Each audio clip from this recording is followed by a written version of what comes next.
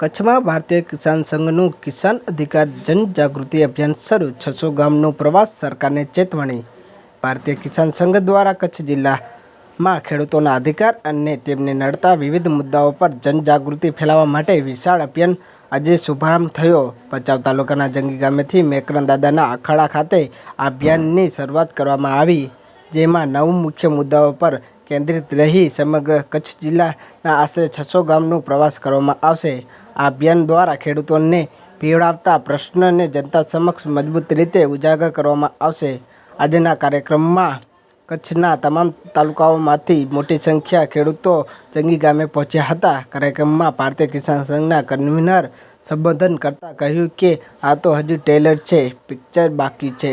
તેમણે કચ્છની નબળી નેતાગીરીને જવાબદાર ઠેરવતા કહ્યું કે આ કારણે ખેડૂતો રસ્તા પર ઉતરી આવ્યા છે।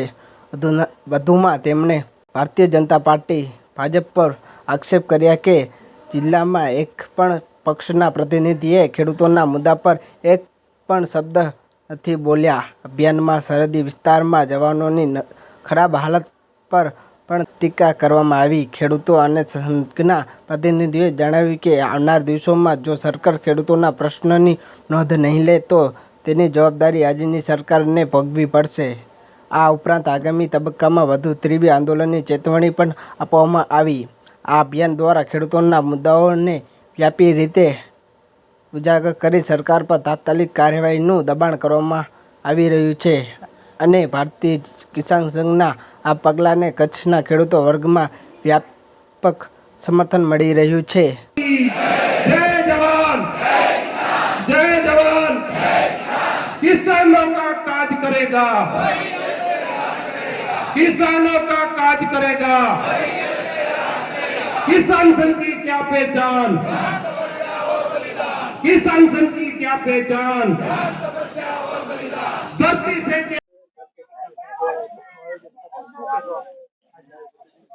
આજે પવિત્ર ધરા ઉપર છે દાદા મેકરના જ્યાં કચ્છમાં સૌથી પહેલા બેસણા થયા જંગી ગામેથી ભારતીય કિસાન સંઘ કચ્છ જિલ્લા દ્વારા કિસાન અધિકાર જનજાગૃતિ અભિયાનનો આજે શરૂઆત થઈ ચૂકી છે। ખેડૂતોના વિવિધ 9 મુદ્દા છે। 9 મુદ્દામાં ખેડૂતોની કંપનીઓ જમીન ઝૂંટી લે, કચ્છને સંપૂર્ણ પાણી નથી મળ્યું, ખેડૂતોને આજે પાયમાલી એવી છે કે સમય ઉપર ખાતર નથી મળતું, સમય ઉપર પાણી નથી મળતું। મને આજે કહેતા એક કાલે આ રાજ્યના ગૃહમંત્રીનો વિડીયો ફરતો થાય, ખેડૂતો 3 પાક લેતા થયા છે। ભાઈ આખી કેનાલ કોરી કટ છે। ખેડૂતો કાલે કેટલાક મને ફોન આવ્યા છે, પાયાનું ખાતર નથી મળતું, 3 પાક લેવાની ક્યાં વાત છે। એટલે આવી ખોટી ફાકા ફોજદારી કરીને મને લાગે ખેડૂતોને ગુમરાહ કરવાનું કામ કરે છે। ખેડૂતોને દરેક બાબતમાં મુશ્કેલી છે। અમે ખેડૂતોને ટ્રેક્ટરમાં સબસિડી આપી છે। ભાઈ એક બાજુ તમે આપો છો 18% તમે જીએસટી લઈ અને લાખની જગ્યાએ 2 લાખ જતી લો છો, એટલે ખેડૂતો ચક્કર કાપતો જ રહેશે ઓફિસેનો। આજે અધિકારી રાજ થઈ ગયું છે એમ કહું આપના માધ્યમથી, તો સરકારને કઈ ખોટું કહેવા નથી માંગતો। ઓફિસની અંદર જાઓ ત્યારે અધિકારીઓ ખેડૂતોને ગાંઠતા નથી। રેવન્યુની બાબત હોય, સબસિડીઓની બાબત હોય, એમને અનેક પ્રશ્નો હોય, અધિકારી આખું રાજ થઈ ગયું છે। એટલે આપના માધ્યમથી સરકારને કહું છું કે જાગી જાઓ। અને આ જાત્રા છે એ આજે અહીંયાથી પ્રસ્થાન થઈ છે, શુભ શરૂઆત થઈ છે। આજ તો માત્ર હજી ટેલર છે, પિક્ચર આખું બાકી છે। 600 ગામડાથી વધારે ગામડાઓમાં અમે જવાના છીએ અને ખેડૂતોને જાગૃત કરવાના છીએ। એના પછી ભુજમાં 1 લાખથી વધારે કિસાનો ભેગા કરીને ખેડૂતોની જે કઈ માંગણી ને લાગણી છે, ખેડૂતો અત્યારે છે પાયમાલ થઈ ગયા છે। આટલું બધું માવઠું થયું, માવઠાની અંદર સંપૂર્ણ ખરીફ પાકો ફેલ ગયો છે।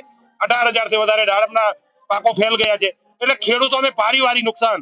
પ્રધાનમંત્રી ફસલ વીમા યોજના, મને કહેતા શરમ આવે છે આ સરકારને કે જે પ્રધાનમંત્રી આ દેશના આ રાજ્યના પનોતા પુત્ર જ્યારે પ્રધાનમંત્રી હોય અને એ પ્રધાનમંત્રી ફસલ વીમા યોજના ગુજરાતમાં જ બેન્ડ હોય, આનાથી મોટી બીજી દુર્ઘટના કઈ હોય, એની કઈ આનાથી બીજી નાલચી કઈ હોય। એટલે સરકાર દરેક બાબતમાં ગુમરાહ, હજી કેટલું ટેકાના ભાવે ખરીદી હતી, આવી દરેક વાતો જાહેરાતો કરે છે, પણ જમીન સ્તર ઉપર કાંઈ નથી। ત્યારે આપના માધ્યમથી કહું છું આજે 9 મુદ્દા લઈને કિસાનોની પારિવારિક મુશ્કેલીઓ તો અનેક છે, પણ મુખ્ય 9 મુદ્દા લઈને આજે ભારતીય કિસાન સંઘ નીકળ્યું છે અને આ મુદ્દાનું જ્યાં સુધી નિરાકરણ નહીં આવે ત્યાં સુધી લડાઈ જારી રહેશે। મુદ્દો એક તો સમજી લેજો કે ખેડૂતોનો જમીનો ઝૂંટવી લેવામાં આવે છે, વિકાસ થાય એમાં મેં કીધું વાંધો નથી, ખેડૂતોના ભોગે વિકાસ થઈ રહ્યો છે। ખેડૂતોની જમીન પાણીના ભાવે 2,40,000 એકર જટી લેવી છે, સંપૂર્ણ એ જમીનની કિંમત 25% થઈ જાય. બીજો મુદ્દો છે એ નર્મદાનો પાણીનો છે. ત્રીજો મુદ્દો છે એસ્કાએ યોજના જે છે, આને જે સોલાર રાખ્યું છે, એવા ને એવા સોલાર ખેડૂતોની કેટલાક ફીડરોની અંદર રાખ્યું છે. એમાં કંપનીઓ છેલ્લી ક્વોલિટીની કંપની આવી જાય, એમાં એનું પ્રોડક્શન નથી થતું, માલ સંપૂર્ણ ફેલ ગયો છે. એ ત્રીજો મુદ્દો છે. ખેડૂતોને સંપૂર્ણ પૂરતા ભાવ મળી રહે. ચોથો મુદ્દો છે. આવા 9 મુદ્દા. ખેડૂતોને સમજી લેજો કે રાસાયણિક ખાતર સમયસર નથી મળતું. ખેડૂતો સાથે સતત સમજી લેજો કે ભાવની બાબત હોય, રાસાયણિક ખાતરની બાબત હોય, આવા 9 મુદ્દા. રેવન્યુની બાબત કરું તો કચ્છમાં મોટામાં મોટો પ્રશ્ન છે રેવન્યુનો. શ્રી સરકાર જમીનો જે થઈ ગયું છે 87 થી કરીને 90 સુધીમાં જે કઈ ખેડૂતો અહીંયા છે દુષ્કાળ પડ્યા અને સ્થળાંતર થયા, એ દરમિયાન એ જમીનો માલિકીની હતી, નકશામાં બેઠેલી છે, ટિપ્પણમાં બેઠેલી છે, અને એ વખતના અધિકારીઓએ સમજી લેજો કે સરકાર દાખલ કરી દીધી. એના કબજાઓ આજે ખેડૂતો પાસે છે, એમના બાપ દાદાઓની જમીન છે. એટલે આવી જમીનો ખેડૂતોના નામે રેગ્યુલર થાય. આ મુખ્ય મોટામાં મોટો જો કચ્છનો પ્રશ્ન હોય તો રેવન્યુમાં આ પ્રશ્ન છે. એટલે આવા અનેક પ્રશ્ન જાહેરાતો થાય છે. હમણાં એમને જાહેરાત કરી કે ઇનામ નાબૂદારાની જમીનો છે ને એ હવે સંપૂર્ણ જૂની શરતમાં ગણાશે, પ્રીમિયમ પાત્ર નહીં ગણાય. આજે આખા કચ્છમાં એપ્રિલ મહિનામાં એમનું પરિપત્ર થયું છે. મેં 4 દી પહેલા એના ડેટા લીધા છે. માત્ર 5% જ કામગીરી થઈ છે. જ્યાં સુધી ખીચામાં ફાઇલ ઉપર વજન ના આવે ત્યાં સુધી ખેડૂતોનું કોઈ કામ થતું નથી. આખું અધિકારી રાજ થઈ ગયું છે. એટલે તાત્કાલિક ધોરણે હવે સરકારને જાગી જવાની જરૂર છે. ખેડૂતો આ દેશનો માલિક છે, આ દેશનું હૃદય છે ખેડૂતો. એટલે ખેડૂતો સાથે જો તમે આવો નાટક કરશો તો હવે ખેડૂતોમાં અત્યારે નીચે ગામડામાં જયારે અમે જઈએ છીએ, ખેડૂતોના રોજ ફોન આવે છે, એટલો આક્રોશ છે. અને આપના માધ્યમથી આજ કહું છું કે જ્યાં સુધી આ મુદ્દો પૂરો નહીં થાય ત્યાં સુધી એક પણ ગામડામાં ભારતીય સરકારનો, ભાજપનો એક પણ કાર્યક્રમ નહીં થાય. જ્યાં કાર્યક્રમ થશે તે અમારા કાર્યકર્તા એનો વિરોધ કરશે.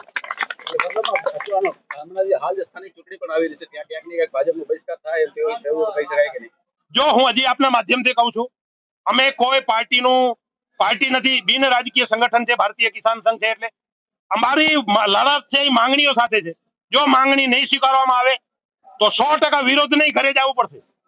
વિરોધ નથી કહેતો, અમારી માંગણી જો વાત સંપૂર્ણ સાંભળવામાં નહીં આવે અને કાં તો એ કહી દે કે તમારી માંગણી ખોટી છે. અમે ભારતીય કિસાન સંઘ એક એવું સંગઠન છે કે પ્રશ્ન ઉભો થાય એનું નિરાકરણ પણ અમે જ લઈ આવીએ. અમે એમ નથી કહેતા ગૃહમંત્રીના ગોળે કે 3 પાક ખેડૂતો લેતા થયા છે. અમે જેને વાત તથ્યવાળી વાત હોય ત્યારે જ કરીએ છીએ. અમે સતત એનું લેસન કરીએ છીએ. લેસન કરીને પછી વાત મૂકીએ છીએ માર્કેટમાં. ખેડૂતોનું કેટલું સાચું છે, કેટલું થઈ શકે, કેટલું નહીં થઈ શકે, એનો ઉકેલ પણ અમારા સાથે છે. હું આપના માધ્યમથી સરકારને કહેવા માંગુ છું, તંત્રને કહેવા માંગુ છું, જો એને ખબર ન પડતી હોય તો અમારા ભારતીય કિસાન સંઘની ટીમને બોલાવે. જેટલા પ્રશ્ન છે એના ઉકેલ અમારા કને છે અને એમાં સરકારને ક્યાંય નુકસાન નહીં જાય. ખેડૂતોનું હિત જળવાશે. ખેડૂતોનું હિત જળવાશે તો ભારતમાં જે દેકાર થશે. એટલે અમારા કને બધાય રસ્તા છે, પણ માત્ર ને માત્ર એક તાનાશાહી કરીને એક ઈગો જમાવો છે. 156 સીટો આવ્યું એટલે ઈગો જમાવો છે. ભાઈ તમે છે ને કોંગ્રેસને ખરીદી શકશો, આ કિસાનોને નહીં ખરીદી શકો. કોંગ્રેસને ખરીદીને સરકાર બનાવી શકશો પણ આ ખેડૂતોને નહીં બનાવી શકો. મેં પત્રકાર પરિષદમાં કીધું તો આપના માધ્યમથી ફરી કહું છું, મૂળ ભાજપ રહી નથી, મૂળ ભાજપ રહી નથી. કોંગ્રેસ ને બધું મિક્સ કરીને ભાંગરેજ થઈ ગઈ. આ ભાંગરેજ થઈ ગઈ ને એટલે આ પરિસ્થિતિ નિર્માણ થઈ છે. એટલે તાત્કાલિક ધોરણે અમારો તમારા સાથે કોઈ વેર નથી, પણ ખેડૂતો સાથે જો આવી રમત કરશો તો હવે ભારતીય કિસાન સંઘ સાખી નહીં લે, ખેડૂતો નહીં સાખી લે. આ અમારા સૈનિકો છે બધા. આ સૈનિકો હવે તૈયાર છે, એ કંટાળ્યા છે. અમારે તો આહવાન કરવાની જ વાત હતી. એટલે આજે આપ જોયું બધું જનમેદની, અહીંયા કોઈ સમજી લેજો ગાડીની વ્યવસ્થા નથી, બધા પોતાના ખર્ચે આવ્યા છે. ભાજપની સભાઓમાં તો અધિકારી તલાટીથી કરીને તમામ અધિકારીઓ કલેક્ટર સુધીને સૂચના આપવામાં આવે, ગાડીઓ આપવામાં આવે, ફ્રૂટ આપવામાં આવે, પેકેટો આપવામાં આવે. આ બધાએ પોતાના કંપનીઓમાં માણસ કરતા હોય, કંપનીઓ બંધ રખાવીને માણસની ભીડ કરવા માટે કરવામાં આવે છે. આ સૈનિકો અમારા બધાએ પોતાનું ડીઝલ બારીને, પેટ્રોલ બારીને, પોતાના આજે 350 કિલોમીટરનો જિલ્લો છે નારાયણ સરોવરથી આડીસર, એ જિલ્લામાં છે, સંપૂર્ણ જિલ્લામાં છે, આજે આવ્યા છે. આજે તો માત્ર હજી ટેલર છે, પિક્ચર આખું બાકી છે. અને કિસાનો જયારે રોડ ઉપર આવી ગયા ને ત્યારે સરકાર છે ને એ વસ્તુ છે ને કાયદો અને વ્યવસ્થા નહીં જળવાય. એટલે કાયદો અને વ્યવસ્થા ના બગડે એ સરકારની જવાબદારી છે, અમારી પણ જવાબદારી છે. અમે કાયદો અને વ્યવસ્થા નથી બગાડવા માંગતા, પણ એ પહેલા સરકાર જાગી જાય એવું આપણા માધ્યમથી હું એમને કહેવા માંગુ છું. ક્યાંક ને ક્યાંક કિસાનોને રોડ ઉપર આવવું પડ્યું છે. ક્યાંક ને ક્યાંક એમાં કહી શકાય કે કચ્છની નબળી નેતાગીરી કહી શકાય, 100% કહી શકાય. કચ્છની નબળી નેતાગીરી દંકાની ચોટ ઉપર કહી શકાય. એટલા માટે કહી શકાય કે આ સંસ્કૃતિને ના સોંપે. પોલીસ બેન દીકરીને ઢેસ ચડે, એમને જેસીબીઓ મારવામાં આવે. મારું લોહી ઉકળે છે એટલે આજે કહું છું. એક પણ જનપ્રતિનિધિ કચ્છનો પંચાયત થી કરીને પાર્લામેન્ટ સુધી ભારતીય જનતા પાર્ટીની સરકાર છે. એક પણ પ્રતિનિધિ બોલ્યો નથી, હરખ પણ ઉચ્ચાર્યો નથી. સામેથી એમ કે એસપી અમારું માનતો નથી. અરે ભાઈ, તમે પ્રતિનિધિ છો. અને હું આપના માધ્યમથી આજે એને કહેવા માંગુ છું કે જો સરકાર તમારું વાત ના માને, સરકાર છે ને ટિકિટ આપી શકે, સરકાર મત નહીં આપી શકે. આ પ્રજાએ તમને મત આપ્યો છે, ખેડૂતોએ તમને મત આપ્યો છે. તમારે પ્રજાની બાજુમાં ઉભવાનો, તમારો જો ન માને તમે અમારા સાથે આવી જાઓ. અમને તમારા વ્યક્તિગત કોઈ સાથે કઈ વેરઝેર નથી, પણ ખેડૂતોની વાત તમે સમજી લેજો કે આવો બેન દીકરીઓ સાથે સંસ્કૃતિને, આપણી સંસ્કૃતિ નથી, સંસ્કૃતિને ના શોભે આવું વર્તન ખેડૂતો સાથે થાય. ખેડૂતોને દંડા મારશે ને એ ભારતીય કિસાન સંઘ નહીં સાખી લે. ખેડૂતો દંડા ખાવા માટે નથી. આ દેશનો માલિક છે, આ માલિક સાથે આ દેશનો પિતા છે, એટલે જગતનો તાત કીધો છે. અને જવાનો સરહદ ઉપર દુખી છે એટલી હું એટલી વાત હકીકત કહું છું. હું સરહદ ઉપર અનેક વખત ગયો છું એક કિસાન સંઘના પ્રતિનિધિ તરીકે. સરહદ ઉપર જવાનોની હાલત ખરાબ છે, ખેતીમાં કિસાનોની હાલત ખરાબ છે. આ બે દુખી છે ત્યાં સુધી દેશનું તેને ઉધાર નથી થવાનું. જે કલ્પના છે પરિપૂર્ણ નહીં થાય. ભારત માતાની જય જયકાર, વૈભવના શિખર ઉપર બેસાડવાની, ભારતને મજબૂત એક રાષ્ટ્ર બનાવવાની જે કલ્પના છે એની પરિપૂર્ણ નહીં થાય. વાતે તે નહીં થાય, કરવું પડશે, જમીન સ્તર ઉપર આવીને કરવું પડશે. એટલે આપના માધ્યમથી ફરીથી સરકારને કહું છું, હવે જાગી જાઓ. કચ્છની નેતાગીરીને કહું છું, તમને બહુ માઠું લાગે છે. આ બેન દીકરીઓ છે ને, તમારી બેન દીકરીઓ હોય તો શું થાય? એટલે અમારા કાર્યકર્તાઓને પોલીસો દંડા મારે, જિલ્લાના ઉપપ્રમુખને દંડો મારે. એટલે દંડા ખાવા માટે હવે અમે નથી. અમે તમને ખોબલે ને ખોબલે મત આપ્યા છે. એટલે અમારી વાત સરકારમાં કરો, સરકાર સમજી જાય. શાનમાં સમજી જાઓ, શાનમાં નહીં સમજાવો તો પરિણામ ખૂબ ખરાબ આવશે. ખાસ કરીને ખેડૂતો પર લાઠીચાર્જ કરવામાં અને ઘરમાં ઘૂસી રીતે મારવામાં આવે છે, આ વિશે આપણે શું કહેશો? એ વિષયમાં હું એટલું કહીશ, ખેડૂતો બિલકુલ સાચા હતા. હું એક કિસાન આગેવાન તરીકે હું મેસેજ આપવા માંગુ છું. બોટાદની અંદર કિસાનો કરદા થાય તો કિસાનોમાં કોઈ હિસાબે ચલાવીને લેવાય. મુદ્દો બિલકુલ સાચો હતો. અને એ ક્યારે થયું એની વાત 8 તારીખે શાંતિથી બેઠા હતા, આંદોલન કરતા હતા. એને તમે માર્કેટ યાર્ડ તમારા બાપાની નથી, આ ખેડૂતોની છે. ખેડૂતોની સસ્તાની બનેલી આ માર્કેટ યાર્ડો છે. કોઈને અડ્ડો નથી, કોઈના બાપાનો આ. એટલે એમાં જે તમે એને તગડી નાખો. પણ હું એટલું જરૂર કહીશ, ભલે કોઈ પાર્ટી ચલાવતું હશે આંદોલન, એનો આપણને વાંધો નથી, પણ જે કાંઈ થયું કાયદો હાથમાં નહીં લેવો જોઈએ એવો મારો સ્પષ્ટ અભિપ્રાય છે. આપણે સ્વયં રહીને ગાંધી ચિંધ્ય માર્ગે આપણે જેને એકદમ ટોળું ઉશ્કેરાઈને કોઈ પણ કરે, પોલીસને તો કરવું હતું, સરકારને કરવું હતું, અને એ કરવામાં સફળ રહ્યા. અને આજે ગરીબ ખેડૂતોના દીકરાઓ અને દીકરીઓને ઘરમાં જઈને દંડા માર્યા છે. નિર્દોષ ખેડૂતોનો ગુનો શું છે? એનો કરજો થતો હતો, એના સાથે અન્યાય થતો હતો. તમે એમને પાણીની જ માર્કેટ યાર્ડમાં મેં જ્યાં સુધી અભ્યાસ એનો કર્યો છે, કેટલાક મિત્રોને પૂછ્યું છે, પાણી ન પીવડાવો, લાઇટો બંધ કરી નાખો માર્કેટ યાર્ડની. એટલે આનાથી મોટો તો હવે મને એમ લાગે છે કે આને ખેડૂતો સાથે એવડી આ સરકારને શું? આ ખેડૂતો, હું ફરીથી કહું છું, ખેડૂતોના ખંભા ઉપર બંદૂક રાખીને તમે ગાંધીનગરની સીટમાં બેઠા છો. એ જ ખેડૂતોને તમે જો આવી રીતે કરશો ને તો તમને ઘરે જતા હવે વાર નહીં લાગે જો તમે સમજ્યા નહીં. અમે તો હજી એ કહીએ છીએ, સમજી જાઓ. અમારો તમારા સાથે કોઈ દુશ્મની નથી, પણ જો ન સમજ્યા તો તમારે હવે ઘરે જવા માટે માત્ર ભ્રષ્ટાચાર સિવાય અત્યારે કાયદો અને વ્યવસ્થા કથળેલી હાલતમાં છે. ખેડૂતો સાથે આવા દંડા મારો છો તમે. તમે બુટલેગરોને કેમ આવા દંડા નથી મારતા ભાઈ?